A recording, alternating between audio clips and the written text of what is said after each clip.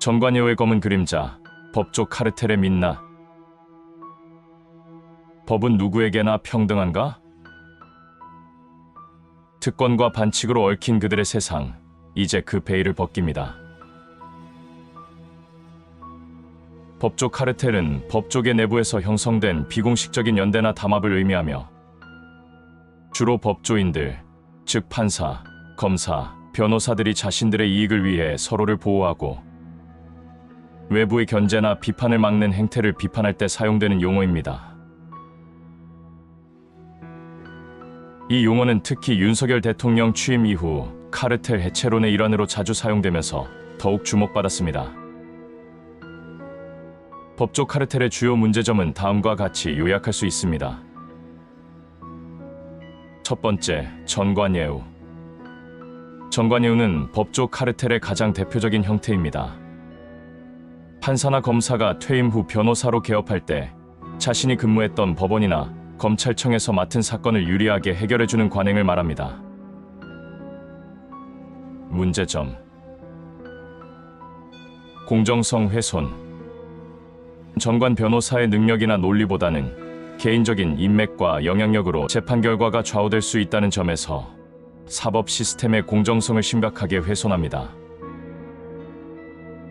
고액 수임료. 정관 변호사들은 이런 특혜를 빌미로 일반 변호사보다 훨씬 높은 수임료를 받습니다. 이는 사회적 불평등을 심화시킵니다. 사법부 불신 조장. 국민들은 법은 만인에게 평등하다는 믿음을 잃고 사법 시스템에 대한 불신을 갖게 됩니다. 두 번째, 제19 감싸기.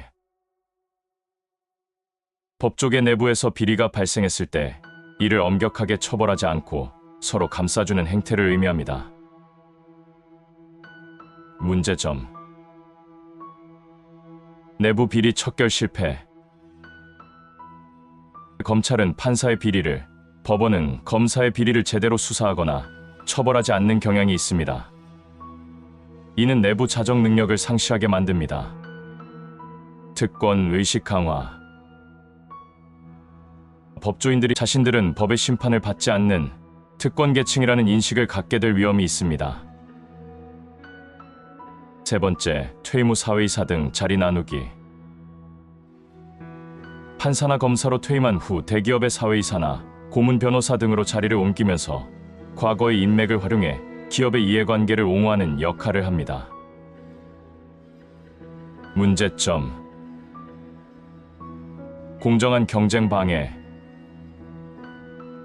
기업들은 법률적 자문보다 법조계의 인맥을 활용하기 위해 정관을 영입하는 경우가 많습니다.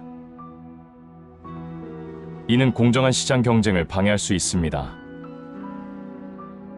정경유착의 고리. 법조계와 재계가 결탁하여 서로의 이익을 추구하는 정경유착의 고리가 될 수 있습니다. 법조 카르텔에 대한 비판적 시각.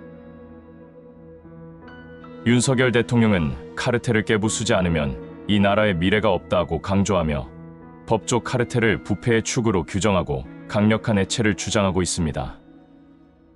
이는 검찰이 정치적 중립성을 잃고 특정 세력의 이익을 대변했다는 비판과 맞닿아 있습니다. 일각에서는 법조 카르텔이 특정 정치적 목적을 위해 과장되거나 정치적으로 이용되는 측면도 있다고 지적합니다. 특히 윤석열 정부의 검찰이 과거 문재인 정부 인사들을 대상으로 수사를 벌이면서 정적 제거를 위한 수단으로 카르텔 해체론이 사용된다는 비판도 제기됩니다. 결론적으로 법조 카르텔은 단순히 용어에 그치지 않고 우리 사회의 사법 시스템이 안고 있는 뿌리 깊은 문제점을 상징하는 용어로 사용되고 있습니다. 이 문제를 해결하기 위해서는 법조계 내부의 자정 노력과 함께 국민들의 지속적인 감시와 견제가 필요합니다. 법조 카르텔은 과연 허구인가? 우리 사회의 뿌리 깊은 불신은 법이 정의롭지 않다는 의심에서 비롯됩니다. 법조 카르텔은 단순한 인맥을 넘어 국민의 신뢰를 갉아먹는 부패의 고리가 되고 있습니다. 이 문제를 해결하지 않는 한 진정한 의미의 정의는 실현될 수 없습니다. 투명한 사법 시스템을 구축하고 권력에 흔들리지 않는 법치를 세우는 것. 이것이야말로 국민이 법조계에 바라는 최소한의 약속입니다. 법조 카르텔의 해체는 거창한 구호나 한 사람의 힘으로 완성되지 않습니다.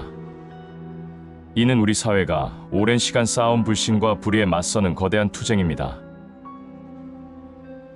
한 명의 대통령, 한 명의 장관이 아닌 이 땅의 법이 오직 국민을 위해 존재한다는 원칙을 지키고자 하는 여러분 한 분 한 분의 감시와 참여가 있을 때 비로소 진정한 정의는 실현될 것입니다. 대한민국은 법이 지배하는 나라가 아니라 국민이 법을 통해 정의를 세우는 나라가 되어야 합니다. 이제 침묵의 방관자가 아닌 정의의 목격자가 되어 주십시오. 우리의 깨어있는 눈빛과 목소리가 바로 특권과 반칙의 시대가 아닌 공정과 상식의 시대를 열어가는 가장 강력한 힘입니다. 이 길에 함께해 주십시오. 이 영상이 그 해답을 찾는 작은 출발점이 되기를 바랍니다. 구독, 좋아요 눌러주세요. 감사합니다.